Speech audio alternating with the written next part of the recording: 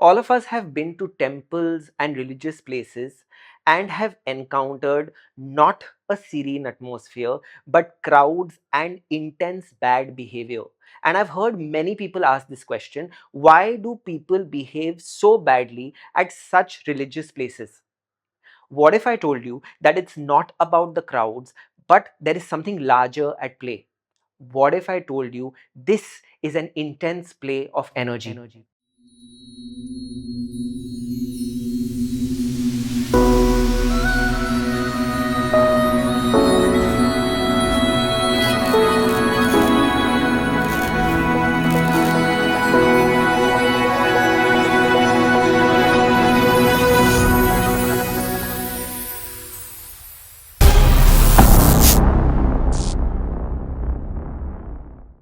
Let me bring you into a very personal experience. I visited the Jagannath Puri temple in February of 2024 and had a horrible experience. Now, for people who don't know, Jagannath Puri temple is based in Bhubaneswar and is a world famous temple where thousands of devotees visit every day just for simple darshan. I went with a group of friends and we went there in the middle of the afternoon. It was scorching sun, and I kid you not, there must have been at least 10,000 people present there just wanting one glimpse of God. Now, we literally had to hold on to each other's shirts just so that we don't fall.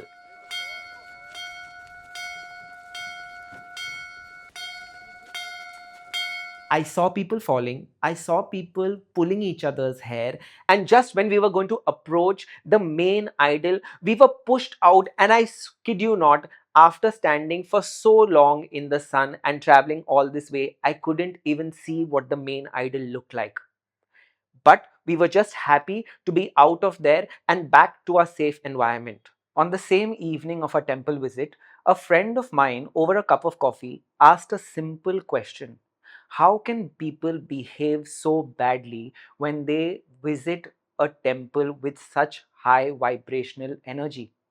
And very instinctively, I looked at him and I smiled and I said, the answer is very simple. Like he mentioned, it was all about the energy. It all dials back to energy. Our temples, especially the ancient Hindu temples, are built according to a science called Vastu Shastra that's meant to mirror and raise your energy. Take a temple like Jagannath Puri. Think about its spiritual energy. There are thousands of people visiting that place every single day with so much of faith and devotion, and all they are offering to the idol are their prayers and hopes. Think about the energy of that place. All of us are aware of the principle of energy.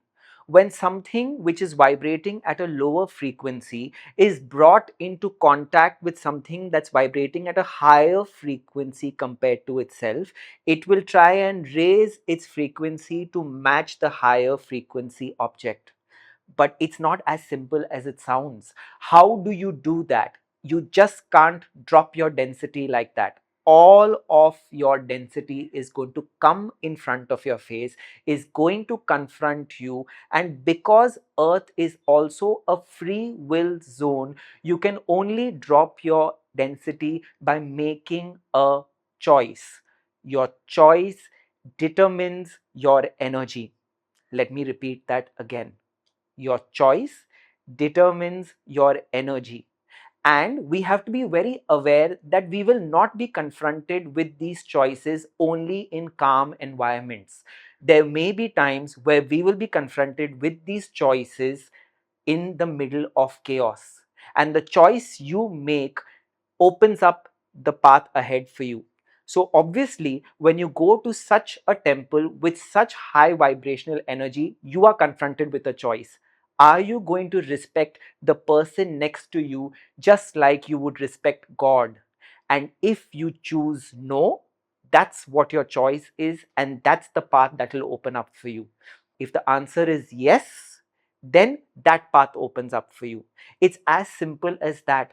That is why in Hindu tradition, earlier, before you visited a temple, you also had to go through a process of fasting and decluttering and detoxifying inside of you. So you could already drop your density before you went to a temple, so you could easily match its vibration. There's a lot of science behind these simple disciplines that people used to follow. Make a very informed and correct choice. You can choose to be patient, you can choose to maybe not be so violent or not be badly behaved or behave irresponsibly with the person in front of you. It's as simple as that. If every day we think, in every moment we are given a choice, and depending on the choice our life is going to be structured, we will maybe start making better choices in life. Yes, my experience could have been bad, but the learning that came out of this is invaluable. इसीलिए बोलते हैं कि कीचड़ में ही कमल खिलता है. That's what I want you to think about. Make better choices in every moment of every single day.